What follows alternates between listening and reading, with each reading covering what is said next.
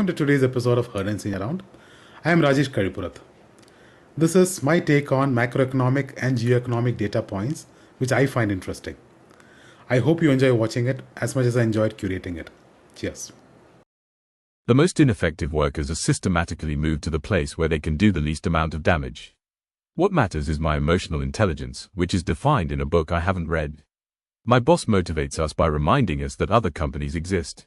Experience is what you get right after you needed it. I've never met a problem that couldn't be made worse by announcing a committee. UAE is basically running the world's most successful Bring Your Millionaire to Work Day, pulling in nearly 10,000 of them. The US comes second because apparently even millionaires love a good Fed narrative. Italy and Switzerland gained too, proving that pasta and low taxes remain undefeated. But the real plot twist, the UK losing 16,500 millionaires, the financial equivalent of your entire first-class cabin quietly exiting the flight mid-air. India and China also see outflows, reminding us that wealth likes stability and preferably a beach. Google's journey is basically the corporate version of started with a garage, ended with a galaxy. From a modest 2004 IPO, Google went shopping like a tech billionaire with an unlimited credit card. YouTube for videos, Android for the entire mobile universe, DoubleClick to dominate ads, and Waze so nobody ever gets lost again.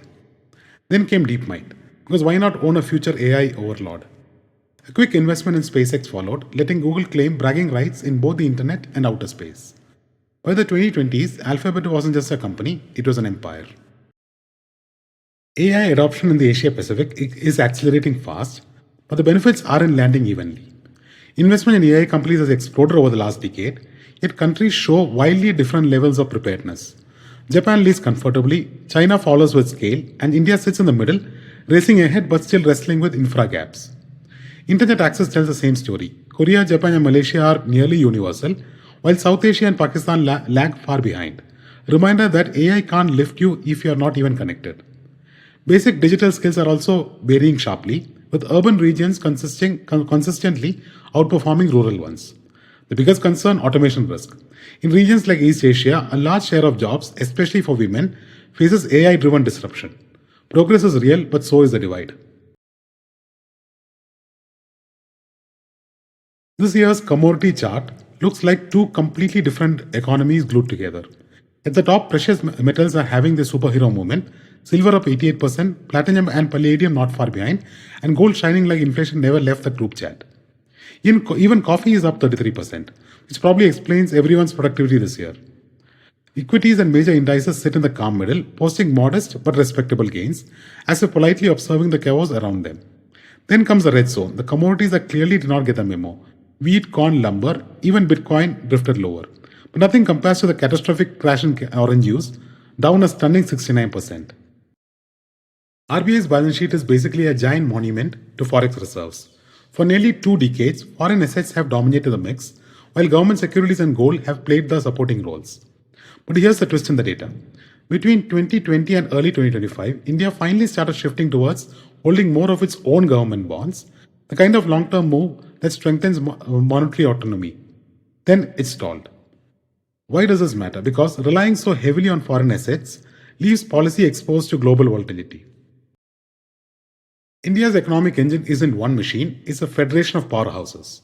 Maharashtra tops the charts at 13.7%, practically running it on its own economic universe.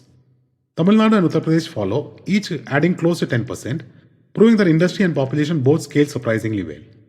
Karnataka's tech muscle puts it next, while Gujarat's manufacturing heft keeps it firmly in the top tier. Telangana, West Bengal, Rajasthan, Andhra Pradesh and Madhya Pradesh round out the list, together contributing a massive slice of national output. And yes, these 10 states alone generate 80% of India's GDP, which means that when these regions move, the country moves. India's 2025 market has been a reminder that broad indices can look calm while the stocks inside them fight for survival.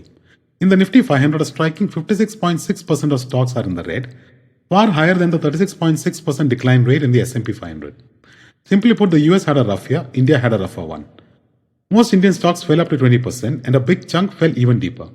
Meanwhile, US equities held up better, with more names managing positive if modest returns.